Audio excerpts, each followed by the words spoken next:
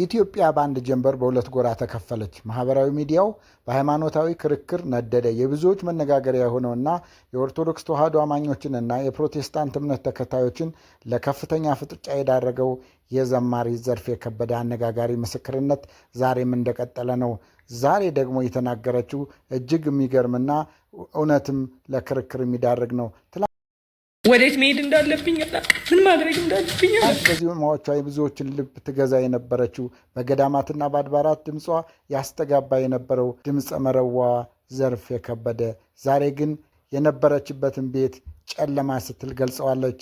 እምቡጥ አበባ ነበርኩኝ፣ በኦርቶዶክስ ቤት ግን ተጎሳቆልኩ ስትል የሰጠችው አስተያየት በሚሊዮኖች ዘንዳ ቆጣንና ድጋፍን እኩል እያስተናገደ ይገኛል። ይህ ታሪክ የሁለት እምነቶችን ፍጥጫ ብቻ አይደለም፣ የአንዲት ሴት የነፍስ ፍለጋንም ሊይዝ ይችላል። የስቃይ ጉዞና በመጨረሻም አገኘሁት የምትለውን የብርሃን መንገድ ምስክርነት ነው። እውነትም ብርሃን አግኝታለች? ውድ ተመልካቾቻችን ዛሬ የምናቀርብላችሁ ጉዳይ እጅግ አነጋጋሪና አወዛጋቢ ነው። ዘርፌ ከበደ ስትናገር በየገዳማቱ እንከራተት ነበር፣ መቃብር ቤት አድር ነበር፣ ምራቅ ይተፋብኝ ነበር ስትል የገለጸችው ያ አስከፊ ሕይወት ምን ይመስላል? ለምንድን ነው የኦርቶዶክስ ተዋሕዶ እምነት ተከታዮች ይህን ንግግር እንደ ስድብ፣ እንደ ክደት የተመለከቱት? በሌላ በኩል ደግሞ ፕሮቴስታንት እምነት ተከታዮች ለምን የነጻነት ድምፅ አድርገው ወሰዱት? ወደ ዝርዝር መረጃው ከመግባታችን በፊትና እናንተም ውሳኔ ከመስጠታችሁ በፊት ይህን ቪዲዮ እስከ መጨረሻው እንድትከታተሉ ጋብዛችኋለሁ። ብቻዬን እናውቀዋለሁ። ምክንያቱም እያንዳንዱ ቃል ትልቅ ትርጉም አለውና መጨረሻ ላይ እናንተም ውሳኔና አስተያየት የምትሰጡበት የመጨረሻው ቃልና እውነተኛው ድብቅ ማንነት ታውቁበታላችሁ። ዘርፌ ከበደ በአንድ ወቅት የኢትዮጵያ ኦርቶዶክስ ተዋሕዶ ቤተ ክርስቲያንን ታላቅ አምባሳደር ነበረች። ዜማዎቿ በየቤቱ ይሰሙ ነበር። ነገር ግን ከዚህ ዝናና ክብር ጀርባ ትልቅ ስቃይ እንደነበረ ዛሬ በገሃድ ውስጥ ተናገረች። ጨለማ ውስጥ ነበርኩ ስትል ንግግሯን ስትጀምር በቤተ ክርስቲያኗ ውስጥ የነበራት ቆይታ በመከራ የተሞላ እንደነበር ነው የምትገልጸው። እንደ ዘርፌ አገላለጽ መንፈሳዊ ረፍት ፍለጋ ከሀገር ሀገር ስትዞር፣ ከገዳማት ገዳማት ስትንከራተት የደረሰባት እንግልት በቀላሉ የሚገለጽ አይደለም። እምቡጥ አበባ ነበርኩ፣ ወጣትነቴ ውብ ነበር ስትል ትናገራለች። ነገር ግን ያ ሁሉ ወጣትነቴ በኦርቶዶክስ ቤት ተቆሳቆለ ስትል የልቧን ስብራት ትናገራለች።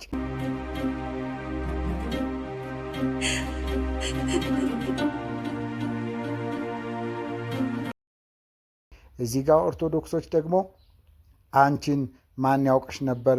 ከሽርሙጥናና ከተለያዩ ቦታዎች የመጣሽ አንቺ ነሽ፣ ከዝሙት መንፈስ ያላቀቅንሽ፣ ከዘፈን የተላቀቅሽ በዚህች ቅድስት ቤተ ክርስቲያን ነሽ እያሉ ይከራከራሉ።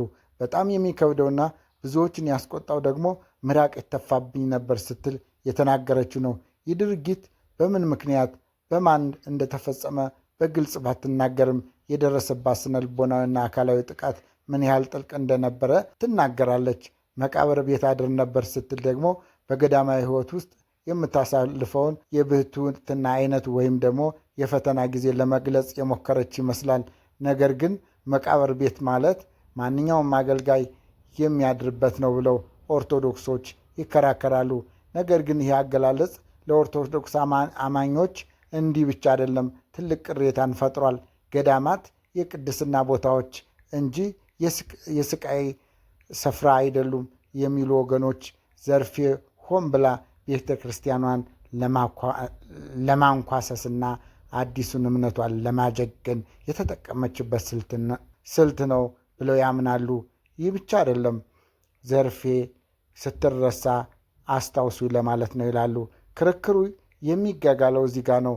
የዘርፌ ምስክርነት በፕሮቴስታንት እምነት ተከታዮች ዘንድ እንደ ትልቅ ድል ነው የሚታየው። ከባርነት ወደ ነፃነት እያሉ ይሰይሙታል። ከጨለማ ወደ ብርሃን የወጣች ነፍስ አድርገው ይቆጥሯታል። ለእነሱ ዘርፌ የምትናገረው እውነት በሃይማኖታዊ ስርዓቶች የታሰረች ነፍስ ክርስቶስን ስታገኝ የሚኖራትን ነፃነት የሚያሳይ ነው። እውነትን አወቀች፣ እውነትም ነፃ ወጣት በሚል በመጽሐፍ ቅዱሳዊ ቃል ምስክርነቷን ያጸኑታል። ነገር ግን የኦርቶዶክስ ተዋሕዶ ምሁራንና ተከታዮች ደግሞ ሌላ ጥያቄ ያነሳሉ። ዘርፌ የታመመችው በቤተ ክርስቲያን ምክንያት ነው ወይስ በራሷ ውስጣዊ ችግር የሚለውን ጥያቄ በስፋት እየተነሳ ነው። ኦርቶዶክሶችም እሷ ከነበረችበት ዓለማዊ ሕይወት ወደ መንፈሳዊ ክርስቶስ የሚለውን ቃል እንኳን ለመጥራት ያስቻለቻት ቤተ ክርስቲያን ነች ይላሉ። ዘርፌ ከበደ በምስክርነቷ ላይ የገለጸችው መንከራተትና መጎሳቆል ለብዙዎቹ ግራ የሚያጋባ ሆኗል። በኦርቶዶክስ እምነት ውስጥ ገዳማት የጸሎትና የሱባኤ ስፍራዎች ናቸው። አማኞች ለበረከትና ለፈውስ የሚሄዱባቸው ቦታዎች እንጂ አበባ ያረገፈ መቃብር ቤተኛው የሚባልባቸው አይደሉም። ለአንዲት ዘማሪ የመከራ ስፍራ ሊሆን አይችልም ሲሉ ኦርቶዶክሶች አስረግጠው ይናገራሉ። ዘርፌ ደግሞ ስትናገር ብርሃን አገኘው ስትል ቀድሞ የነበረችበትን ሕይወት ሙሉ በሙሉ ክዳና እንደ ቆሻሻ ቆጥራለች። ይህ ደግሞ ለዓመታት አብረዋት ለዘመሩ፣ አብረዋት ለጸለዩና በዱር በገደል አብረዋት ይንከራተቱ ለነበሩ በዜማዎቿ ለተባረኩ አማኞች ትልቅ የልብ ስብራት ሆኖባቸዋል። ትላንት ስታመሰግንበት የነበረውን መድረክ ዛሬ እንዴት ጨለማ ትለዋለች የሚለው ቁጣ በየማህበራዊ ሚዲያው አስተያየት መስጫ ሳጥኖችና እንዲሁም በየቲክቶኩ መነጋገሪያ ሆኗል። ይህ ጉዳይ ከግለሰብ ምስክርነት አልፎ የሁለት ታላላቅ እምነቶች ፍጥጫ ሆኗል። በአንድ በኩል ዘርፌን እንደ ሐዋርያ የሚመለከቱና የእርሷን መንገድ የሚከተሉ ወጣቶች ሲኖሩ፣ በሌላ በኩል ደግሞ ሃይማኖቷን ካደች፣ እናት ቤተ ክርስቲያንን ሰደበች በሚል የተቆጡ በሚሊዮን የሚቆጠሩ ኦርቶዶክሳውያን አማኞች አሉ። ዘርፌ በንግግሯ ውስጥ የጠቀሰቻቸው ነጥቦች እጅግ ስሜት ቀስቃሽ ናቸው። እምቡጥ አበባ ነበርኩ ስትል ቤተ ክርስቲያን ለመንደላቀቅና አበባ ለመምሰል አይደለም ይላሉ። በወጣትነቱ ያጣችውን ደስታና የነጻነት ስሜት ለመግለጽ የሞከረችበት መንገድ ብዙ ወጣቶችን ወደ ፕሮቴስታንት እምነት እንዲሳቡ ለማድረግ ሆን ብላ የተናገረችው የፕሮፓጋንዳ ስራ ነው የሚሉ ወገኖችም አልጠፉም። ውድ ተመልካቾቻችን፣ ክርክሩ እዚህ ጋር ብቻ የሚያበቃ አይደለም። ዘርፌ ከበደ ስለ መቃብር ቤት ስታወራ፣ ስለ ምራቅ መተፋት ስትተርክና ስለ ጨለማው ሕይወቷ ስታስረዳ የውስጧን ስቃይ ነው ወይስ የአንድን ተቋም ውድቀት እየተናገረች ያለችው? በኢትዮጵያ ታሪክ ውስጥ ሃይማኖት እጅግ ስሱ ጉዳይ ነው። በተለይ እንደ ዘርፌ ያሉ ታዋቂ ሰዎች እምነታቸውን ሲቀይሩ የስነ ልቦና ጫና ሊኖርባቸው ስለሚችል የቀድሞ እውነቱን ጨለማ የተበላሸ በማለት የራሳቸውን ስነ ልቦና ሊገነቡ ይችላሉ። ስለዚህ ይህ ምስክርነት በየዩቲዩብና በየፌስቡክ ላይ በሚሊዮኖች መታየቱ ብቻ ሳይሆን እሷም ሆን ብላ ሚሊዮኖች እንዲያዩት በየቤቱና በየመንገዱ ትልቅ የክርክር አጀንዳ እንዲሆን ሆን ብላ ያደረገችው ነው ይላሉ። አንዳንዶች ዘርፌ ነፃ ወጣለች ደስ ይበለን ሲሉ፣ ሌሎች ደግሞ ዘርፌ ተታላለች፣ የነፍስ ጠላት ወጥመድ ውስጥ ወድቃለች፣ ነፍሷ ጠፍታለች፣ ሲኦልን ትጠብቃለች ይላሉ። ይህ የሐሳብ ልዩነት በቤተሰብ ውስጥ ሳይቀር መከፋፈልን እየፈጠረ ይገኛል። ዘርፌ ከበደ አሁን ግን ብርሃን አግኝቻለሁ ስትል የፊቷን ገጽታና የንግግሯ ለውጥ ምን ያህል በእርግጥስ በኦርቶዶክስ ቤት ውስጥ የነበረውን ሕይወቷን እንደምትለው አስከፊ ነበርን? እውነት ለመናገርስ እሷ በየኦርቶዶክስ መድረኮች ላይ ስትታይ እየፈነደቀች እንዲያውም የበለጠ አምሮባትስ አልነበረም ወይ? መልሱን ለእናንተ። ወይስ ይህ አዲስ መንፈሳዊ ልምድ የሰጣት ጊዜያዊ ስሜት ነው? ይህ በዘርፌ ከበደ ዙሪያ የተቀሰቀሰውን ማዕበል ዝም ብሎ የመጣ አይደለም። ወደ ትልቁ ስንገባ የምናገኛቸው ምስጢራት ግን እጅግ አስደንጋጭ ናቸው።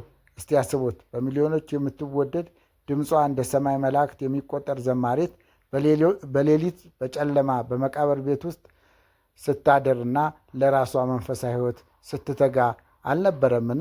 መቃብር ቤትስ አድር ነበር ስትል፣ እውነት መቃብር ቤት ማደር በኦርቶዶክስ እንደ ጭቆና ይቆጠራልን? ይህን ለተመልካቾቻችን እንተዋለን። ይህ ዝም ብሎ ተምሳሌታዊ አገላለጽ አይደለም። በኢትዮጵያ ኦርቶዶክስ ተዋሕዶ ቤተክርስቲያን ውስጥ ያሉ ጥብቅ ገዳማዊ ስርዓቶችና አንዳንድ የፈውስ መንገዶች ለዘርፌ የሲኦል ያህል ከባድ ሆነውባት ነበር ማለት ነው። ምራቅ ይተፋብኝ ነበር የሚለው ቃሏ ደግሞ የብዙዎቹን ደም አፍልቷል። ይህ ድርጊት በቤተ ክርስቲያኗ ውስጥ ካሉ አንዳንድ የግፍ ስራዎች ጋር የተያያዘ ነው ወይስ በዘርፌው በወቅቱ የነበራት መንፈሳዊ ጫና ለመግለጽ የተጠቀመችበት መንገድ ነው። ክርክሩ የሚበዛው እና የሚበረታው እዚህ ጋር ነው። ኦርቶዶክስ ምሁራን በቤተ ክርስቲያናችን ስርዓት ውስጥ በሰው ላይ ምራቅ መጥፋት የሚባል ነገር የለም፣ ምናልባትም ጋኔን ለማስወጣት አንዳንድ ሐሰተኛ ባህታዊ በጸሎት ስም ጸሎት እናደርጋለን እያሉ እንደዚህ አይነት ነገር አድርገው ከሆነ እሷ እዚህም እያለች ለባዕድ አምልኮ ተጋልጣ ነበር የሚሉ አሉ። ነገር ግን የዘርፌ ምስክርነት የሚያሳየው ከዚያ የላቀ ጥልቅ ስብራትን ነው። እንቡጥ አበባ የሚመስል ውበት ነበረኝ፣ ነገር ግን በዚያ ቤት ተጎሳቆልኩ፣ ስንከራተት በየገዳማቱ አበባዬ ረገፈ ብላለች። ወጣትነቷን ውበቷንና ሰላሟን በሃይማኖታዊ ስርዓቶች ውስጥ እንደገበረች ነው የምትናገረው። በየገዳማቱ ስንከራተት ከሀገር ሀገር ስዞር ስትል የገለጸችው የፍለጋ ጉዞ መጨረሻው ባዶ ሆነብኝ እያለች የአሁኑን ሃይማኖት እና የራሷን ስነልቦናዊ ቀውስ ትናገራለች። በማህበራዊ ሚዲያ ላይ የሚዘዋወሩ ቪዲዮዎች እንደሚያሳዩት ዘርፌን ስትናገር እንባዋ ይፈሳል።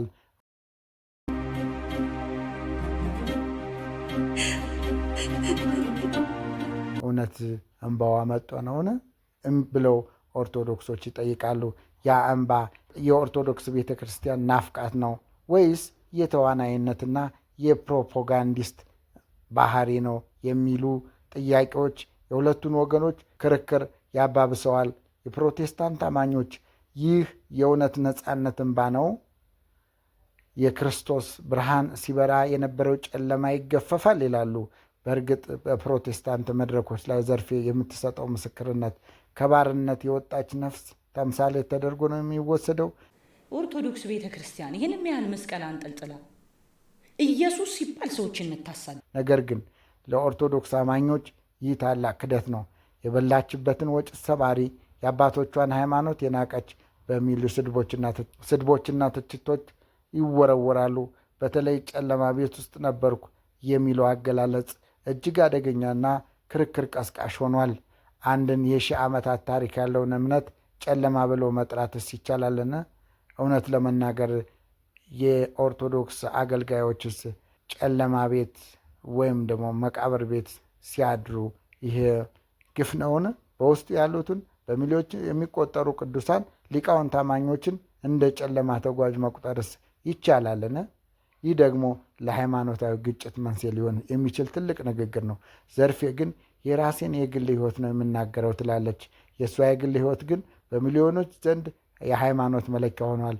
እንቡጥ አበባ ነበርኩ ስትል የነበረችበትን የድሮ ፎቶግራፎችና የአሁኑን ገጽታው በማነጻጸር ፕሮቴስታንት መሆን ደስታና ውበት ይሰጣል የሚሉ መልእክቶችን ለወጣቶች እያስተላለፈች ነው የሚሉ ወገኖች አሉ። ይህን እንደ ስልታዊ የሃይማኖት ቅስቀሳ ይመለከቱታል። ውድ ተመልካቾቻችን እስቲ በደንብ እናስተውል። ዘርፌ ከበደ በገዳማት ስትዞር የነበረው ለምንድን ነው? ምን አይነት ህመም ነበረባት? ወይንስ ምን ፍለጋ ነበር? በኦርቶዶክስ ቤተ ክርስቲያን ውስጥ ያለውን ጸበልና ጸሎት እንደ ስቃይ እየቆጠረችው ለምንድን ነው? ይህ ኢየሱስ ስትይ ግን አንቺ ጴንጤ ሆንሽ። በአሁኑ ሰዓት በኢትዮጵያ ኦርቶዶክስና በፕሮቴስታንት መካከል ያለውን ግንኙነት ይበልጥ እንዲሻክር አድርጎታል። በዩቲዩብ ላይ የሚለቀቁ ቪዲዮዎች እንደ ጀግናና ሌሎች ደግሞ እንደ ባሪያ እየቆጠሯት ነው። ዘርፌን ሰለባ ወይም ቪክቲም አድርገው እያቀረቧት ነው። በተለይ በሌላ በኩል ደግሞ የኦርቶዶክስ ሚዲያዎች ዘርፌን እንደ ተሳሳተችና የጠፋች በግ አድርገው ይገልጿታል። ይህ የቃላት ጦርነት ወደ ማህበራዊ ቀውስ እያመራ ነው።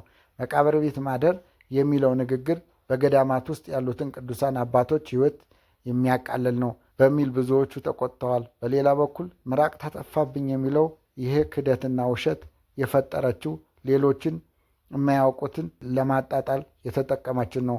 በቤተ ክርስቲያኗ ውስጥ ያሉ አንዳንድ የአሰራር ክፍተቶች ወይም ግላዊ ጥቃቶችን ሊጠቀም ይችላል የሚሉ አስተያየቶችም አሉ። ነገር ግን ይህን ለሕዝብ ይፋ ማድረጓና ጨለማ ብላ መፈረጇ ነው ትልቅ የክርክር ነጥብ እንጂ ማንኛውንም ሃይማኖት የመከተል መብት አላት። የዘርፌ ምስክርነት በአሁኑ ሰዓት በኢትዮጵያ ውስጥ ያለውን ሃይማኖታዊ ፖለቲካም እየነካ ነው። ለምንድን ነው ታዋቂ ሰዎች እምነታቸውን ሲቀይሩ የቀድሞ እምነታቸውን ማጥላላት የሚቀናቸው የሚለው ጥያቄ ብዙዎች ነው። ዘርፌ ከበደ ግን እውነትን ነው የተናገርኩት ትላለች። ያ እውነት ግን ኦርቶዶክስ አማኞችን ትልቅ ውሸትና ስድብ ነው ይላሉ። በእናት ቤተ ክርስቲያን ላይ ምራቅ መጥፋት ነው እንጂ ምራቅ አልተተፋባትም ይላሉ። ክርክሩ እየሰፋና እየጠነከረ መጥቷል።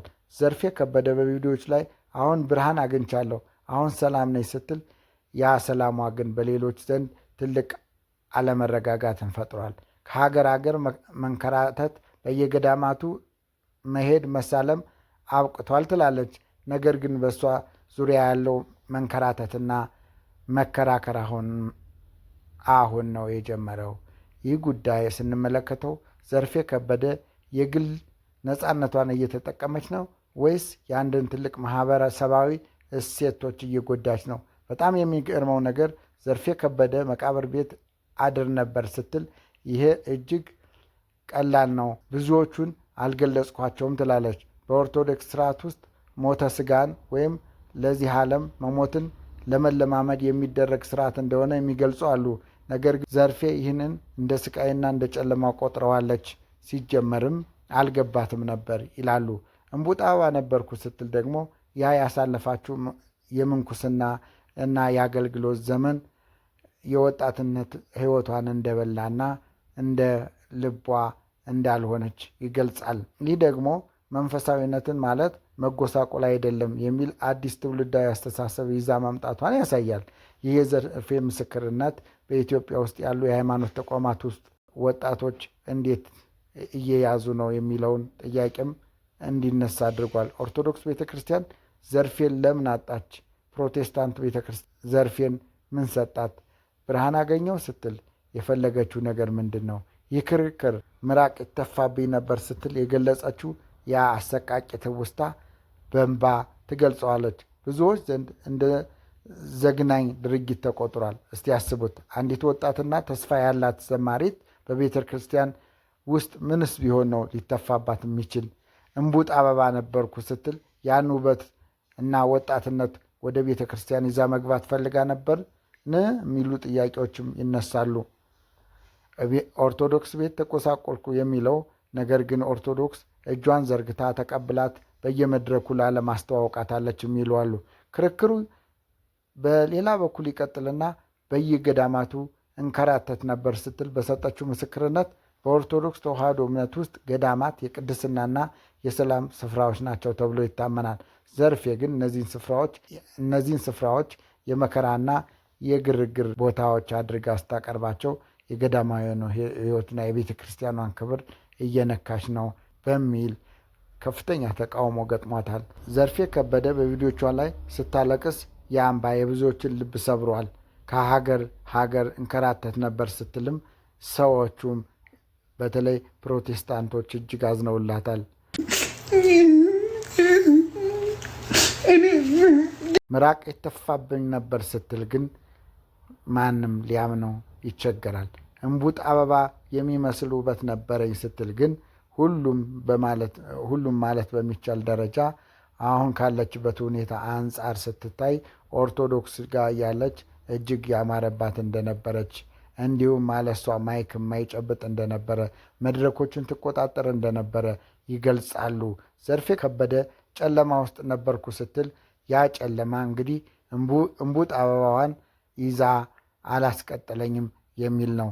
ያ ምስክርነት አሁንም እንደ ሰደድ እሳት እየተቀጣጠለ ነው። የዘርፌ ከበደ ቃላት ምንም ያህል መስቀል አንጠልጥላ ኢየሱስ ሲባል ሰዎችን የምታሳድድከው እንደ ጩቤ የብዙዎችን ልብ እየወጉ ነው። የሌሎችን ደግሞ የነጻነት አውድ እያወጁ ይገኛሉ። በኦርቶዶክስ ቤት ተጎሳቆልኩ ስትል የጠቀሰችው ሐረግ በሺህ ዓመታት ታሪክ ላይ የተሰነዘረ ከባድ ውንጀላ ተደርጎ ተወስዷል። እስቲ ያስቡት፣ ዘርፌ የምትናገረው ስለ ተቋም ነው ወይስ ስለ ግል ስብራት? እምቡጥ አበባ ነበርኩ ስትል እውነትስ ኦርቶዶክስ ይህንን ታደርጋለች ወይ ተብሎ ጥያቄ ይነሳል። በዚህ ድራማዊ ጉዞ ውስጥ ትልቅ ጥያቄ የሚነሳው በገዳማት ቆይታዋ ላይ ነው። መቃብር ቤት አድር ነበር ስትል የገለጸችው ይሄ እውነት ነው። ማንኛውም አገልጋይ ከሞተ ወደ ቤተ ክርስቲያን ከሄደ የሚያድረው መቃብር ቤት ነው። ላላስፈላጊ ነገሮች እንዳይጋለጥ እርክስና እርኩስ መንፈስ ወደ እሱ እንዳይቀርብ ቤተ ክርስቲያንና አቅራቢያው ያድራል። በሆቴል ቢያድር ይሰሳታል። ሌሎች አላስፈላጊ ድርጊቶችን ሊያደርግ ይችላል ተብሎ ማንኛውም የኦርቶዶክስ አገልጋይ ወደ ቤተ ክርስቲያን በሚሄድበት ጊዜ የሚያድረው በመቃብር ቦታ መሆኑን የኦርቶዶክስ ምሁራን ይናገራሉ። ውድ ተመልካቾቻችን ይህ የዘርፌ ከበደ አነጋጋሪ ምስክርነትና በኢትዮጵያ ኦርቶዶክስ እና ፕሮቴስታንት መካከል የፈጠረው ከፍተኛ ክርክር ገና ብዙ የሚባሉ ነገሮች አሉ። እሷም ምናልባት ትጨምር ይሆናል። ስለዚህ እናንተስ ምን ትላላችሁ? የዘርፌ ምስክርነት የነፍስ ነፃነት ነው ወይስ የታሪክ ክደት ነው ወይስ ፕሮፓጋንዳ ነው ትላላችሁ? ሰብስክራይብ፣ ሼር በማድረግ የዚህ ቻናል ባለቤት ሁኑ። የምትጽፉትን ኮሜንት አይተን ምላሽ የምንሰጥ ይሆናል። በሌላ ቪዲዮ እስከምንገናኝ ድረስ ሰላም ቆዩን።